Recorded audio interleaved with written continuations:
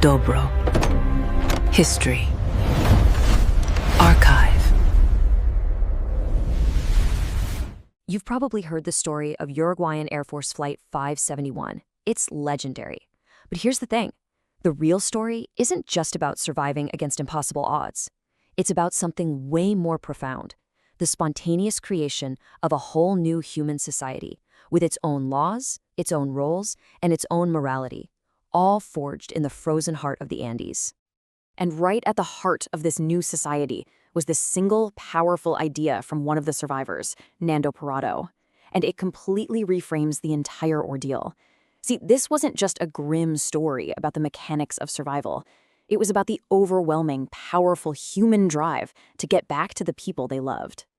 Just to put this in perspective, for 72 days, that's more than 2 months, this group was completely cut off from the rest of the world. No way to communicate, no rescue in sight, and no sign that anyone even had a clue where they were. And this wasn't some peaceful isolation either. They were trapped in one of the most hostile environments on the planet. Temperatures would plummet to 30 degrees below 0 Celsius, and they were dressed for a trip to Chile. Light blazers, slacks, totally unprepared for a brutal Andean winter. I mean, the stakes could not have been higher. Out of the 45 passengers and crew who got on that flight, only 16 would ever make it off that mountain alive. This is the story of how they did it. So, to really understand how they built a new world, we first have to understand the one they lost. Who were these people, and what was their life like just moments before it was completely shattered? And this contrast you see here, it's everything. The passengers were mostly members of the Old Christians rugby team from one of Montevideo's wealthiest neighborhoods. These guys were disciplined, they were fit, they were used to comfort. The mountain was the exact opposite. Just absolute desolation, no rules, no food, and very soon no hope of rescue. Their entire social structure was just erased in an instant. The crash itself was this sequence of horrific, yet kind of paradoxically survivable events. First, the right wing hits a ridge and gets torn right off, taking the tail section with it. So the wingless fuselage then hits a glacier and basically becomes a toboggan, sliding for almost half a mile. The final catastrophic stop happens when it slams into a snowbank. Now, this killed a lot of people, but it also stopped the slide and left the fuselage as their one and only shelter. Inside that wrecked fuselage, it was just chaos, a tangled mess of broken bodies and twisted metal. But in the middle of all that horror, 2 19-year-old medical students, Roberto Canessa and Gustavo Zerbino, they just instinctively took charge. With absolutely no supplies and in a state of shock themselves, they became the triage doctors in a frozen hell. So the immediate shock of the crash starts to wear off, and it gives way to this slower, more terrifying realization. Their ordeal was really just beginning, and they were about to learn that the outside world was not coming for them. The survivors were facing this grim biological clock. At over 11,000 feet, your body burns a massive amount of calories just to stay warm. And with only a few chocolate bars and some jam to share between them, they were literally starving to death as their own bodies began to consume muscle just to generate heat. And then came this moment, the absolute soul-crushing blow. They had managed to get a small transistor radio working, and on the 11th day, they heard the news. The search was over. The world had given them up for dead. Out of that total despair came this shocking moment of clarity. Nando Parado, who'd woken up from a coma to find his mother dead and his sister dying, he reframed the entire situation. He told the others, this is good news. Why? Because it meant they could stop waiting around to be saved. From this moment on, they knew they had to save themselves. And that new reality, it forced them to confront the ultimate taboo.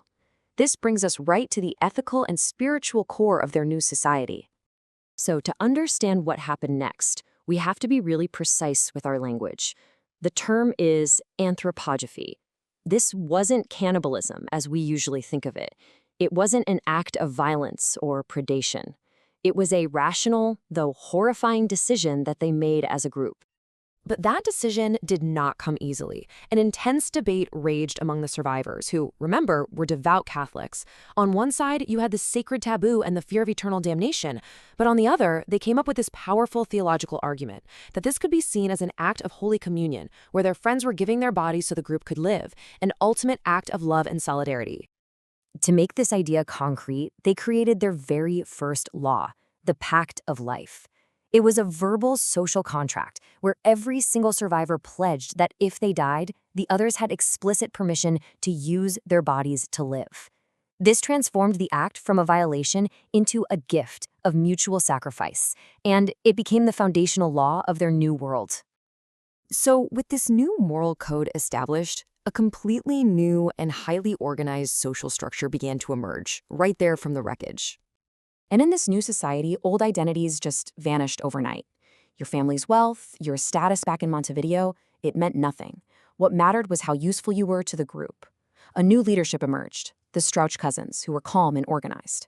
The strongest were named expeditionaries and got extra food to build up strength for a final trek. Everyone else was a worker with a specific job. It was a pure meritocracy of survival.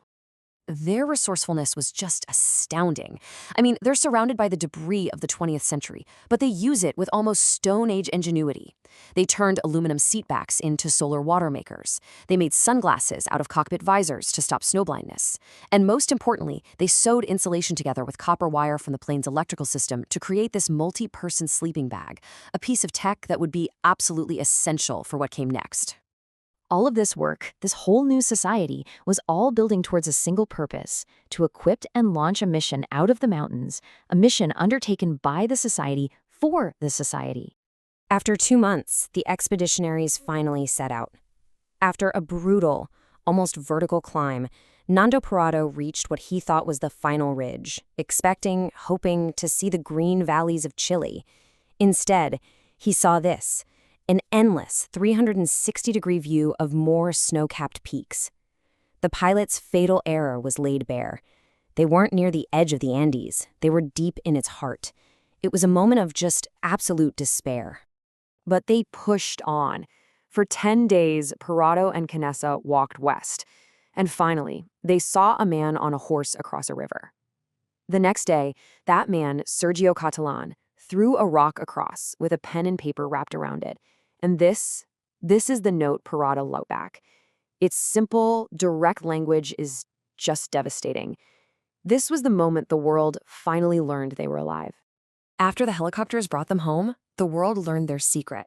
And here, their social pact had one final, crucial role to play. By framing what they did not as cannibalism, but as a communion, a pact of mutual sacrifice, they invited public compassion instead of revulsion. The Catholic Church even gave its blessing, calling it an act of intimate solidarity, which allowed the survivors and the families of the dead to find peace. You know, in the end, the story of Flight 571 is so much more than a survival story. It's this profound case study of social creation under impossible pressure. It shows that in the face of oblivion, humans can build a new world based not on savagery, but on logic, on sacrifice, and on love. And it leaves us with the same question they were forced to answer. What would you do to return to those you love?